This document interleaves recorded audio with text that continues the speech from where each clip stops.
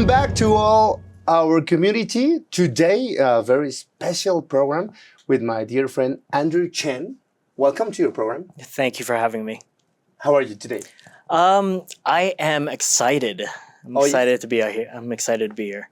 Yeah. Thank you very much. So let's put a little context. Andrew Chen is an operator from Blue Tea Studio. Correct. In Mexico City, originally from LA. And you have like 3 years here? Yeah, it's coming up on 3 years. And well, welcome, first of all. And second of all, tell us something about the Bloom Tea Studio.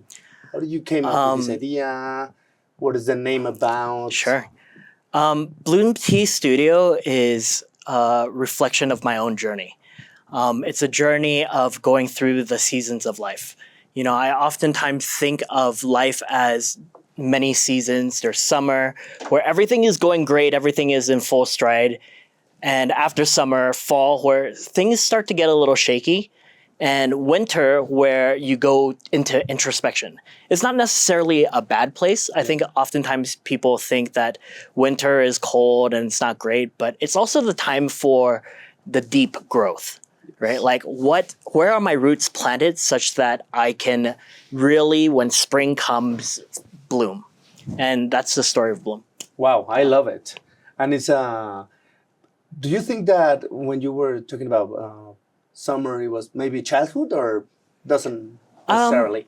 No, I think that we always go through seasons of life, right? It could happen, a season could be in 1 month, or it could be in 1 day, or it could be in a year or over, many years. Okay.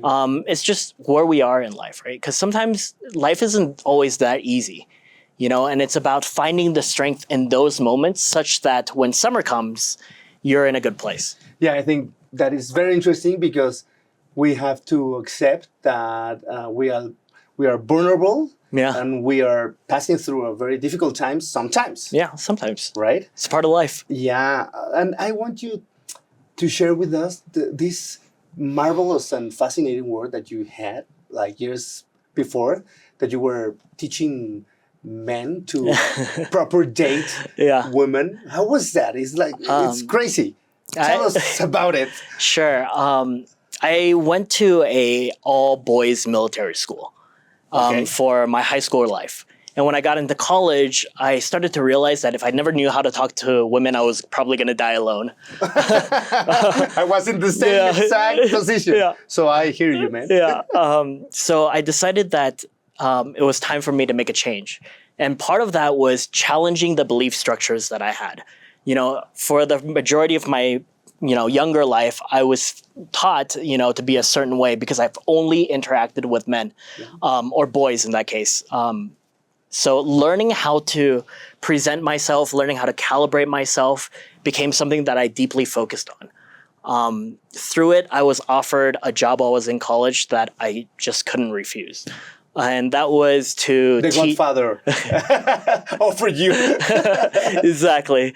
But a man named JT Tran had started a company that specialized in teaching Asian men how to be social.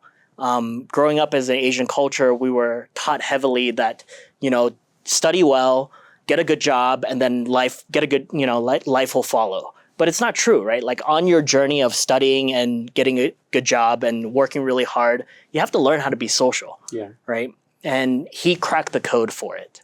And because of it, I had the benefit of learning from him and getting a job with him to travel around the world and support other men who are going through a similar conversation that I was. And how was the experience? I mean, the results of the people who you taught about this dating and these communication skills, were they improving? I think it's hard to measure whether or not a person is improving, because at the end of the day, I can give you all the tools in the world. It's up to you whether or not you use it, as with anything in life, right? Yeah. But what I can say is I've officiated weddings. I've officiated wedding vow renewals, and I've emceed weddings, a lot of which are students that I've had. So the results are great. Well, for some of them. Yeah, for some of them. And for those who took action, right? Absolutely. For those who are willing to challenge their own belief systems, Yeah. you know, like to break out of their shell, you know, to know that they've always had the power, they've just never accessed it. Yeah. Well, I think it's very interesting.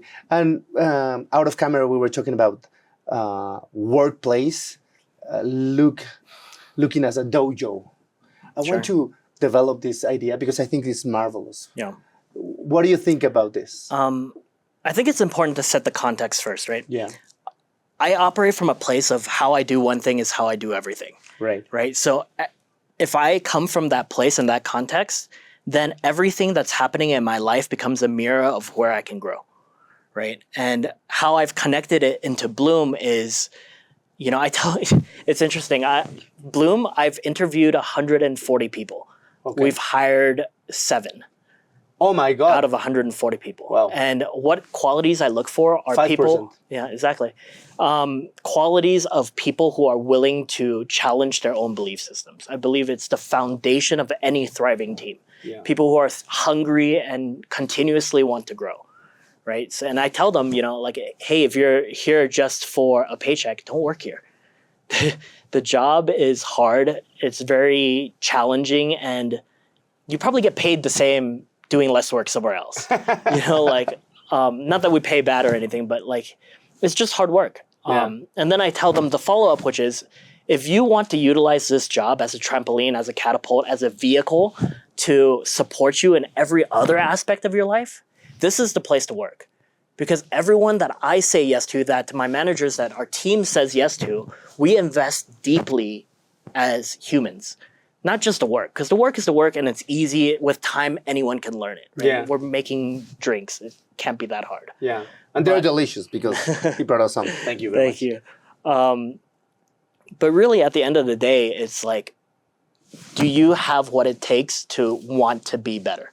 And I believe everyone has it. It's just someone behind them fanning the fan, you know, like fanning the flames, if you will. Yeah. Like, you can do it. Like, you know, everything. Oh, yeah, you want the is there. support, right? Yeah, And exactly. the right environment. Yeah. And you were telling me that at the end of the day, you make this exercise I found fascinating. Can you share with the audience?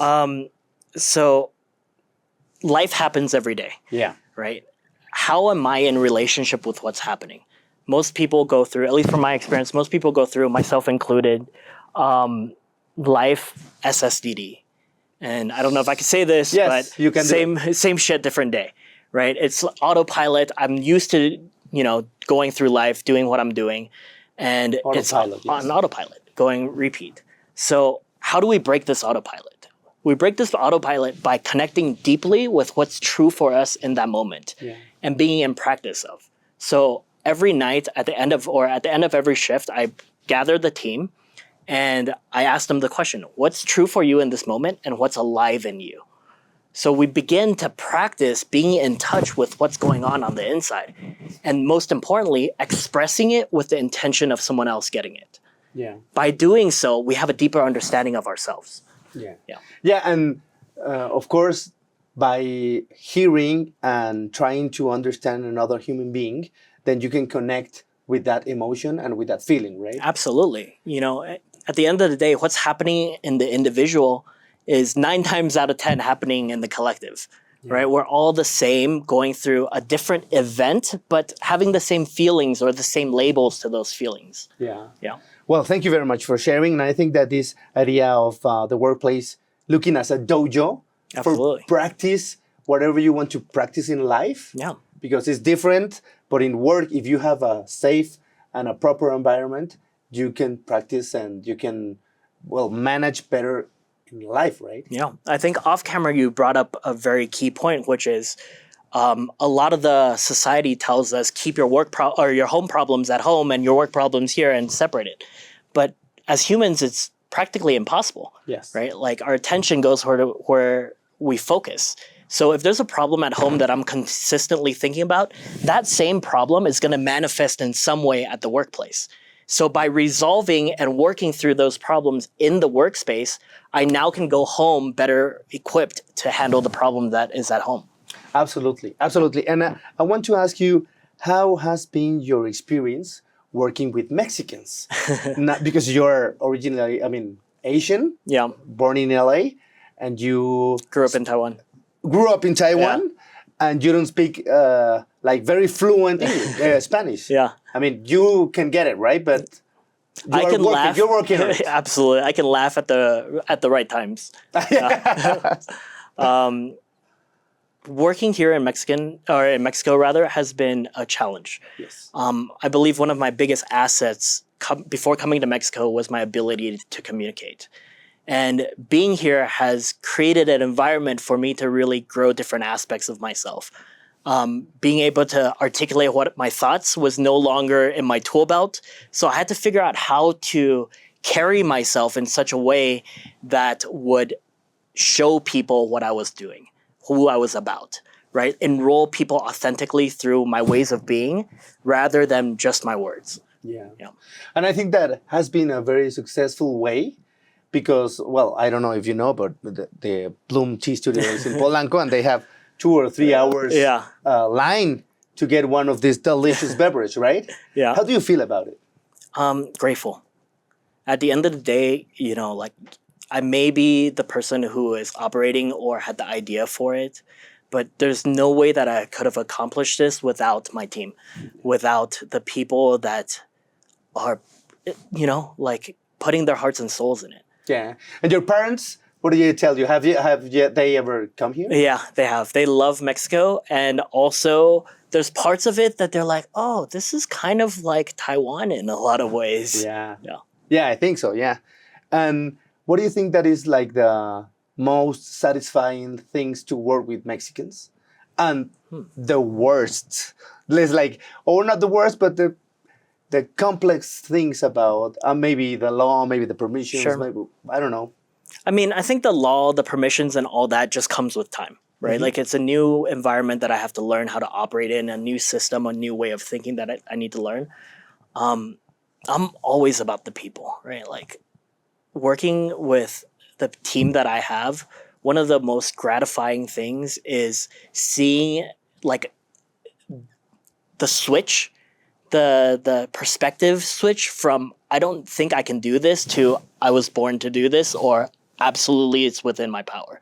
Just that simple switch, it's like the whole atmosphere of the room changes. Yes. And I think that's one of the most beautiful things that I as a human can be a part of, Not the person doing the work, but simply the person who's standing shoulder to shoulder next to someone while they do the work on themselves to grow. And on the flip side of that, the most challenging thing working here in Mexico is also the deeply seated, or at least from my perspective, the deeply seated fear-based mentality. Oh, wow. That's a good thing to know and to hear. Yeah. Tell us something about it. I don't think this is the case for everyone.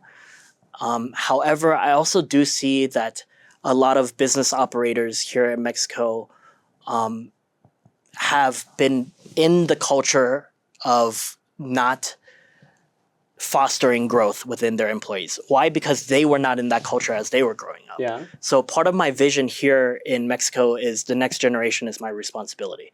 Yeah. Also, you have that Olympic flame. I have an Olympic torch, right? Yeah. Like, one of the things that we do at the end of the night is, like as people are growing, like I tap in my arm, like I'm passing the flame, I'm passing the torch, I'm passing the torch. And really, I think that is an unbelievable ritual. yeah, And probably they will pass this ritual to another, right? absolutely. And that's the intention, right? It's like, what use is it if I'm the one who's passing the torch, right? Like, do I want to be the torchbearer or do I want to continuously create other torchbearers? Yeah. Yeah. Well, that's great. So tell me something that I really was shocked about it. That you told me that you really enjoy to be in the traffic jam. I think How is that? It's like, what? I think I might be one of the few crazy ones. Yeah. You could be an Uber Black. Yeah, for sure. I think driving here in Mexico is my personal dojo. I think that's marvelous. Tell us about it. Yeah, from my perspective, the culture here in Mexico is heavily rooted in winning, which is great, which is phenomenal. Why? Because Everybody wants to win. Everyone wants to win, right? There's two sides of that, right? They want to win by being in front of you and, like winning the race, if you will. Being bullied. Exactly. And also, they want to win in being polite. So as I'm driving, like I'll stick my hand out the window, I'll wave at people, I'll say thank you. Sometimes I'll drive with my knees and just like flash a heart out the window. But it's like, who am I choosing to be in this world at the end of the day, right? Like every moment where I'm driving, where I have every reason to be angry is an opportunity for me to practice compassion, practice what I stand for in this world. Yeah. And I think that's very interesting because at the end, this has to do with leadership. Mm-hmm. Because normally in the 70s, 80s, the la vieja guardia, no, the old people would say you just have to focus on your work. Mm-hmm.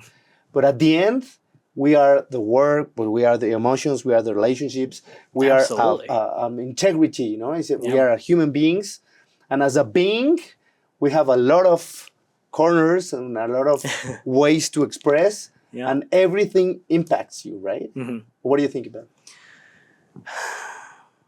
I think life is just an experience. Like if I look at life as like an experience, how I choose to respond or react to it is my choice, right? Am I on autopilot and reacting to the events that are happening? Or am I choosing to say, oh, it's a choice point on how I can react? Yeah, or respond rather. Yeah, and that could change your life. Outcome. Right? The outcome, of course. Outcome. And your life. Yeah, right? Absolutely. So thank you very much, Andrew, for being here. This is our first segment. Okay. And where can we find you? You can tell us. You can find us on Instagram at bloomteastudio.com.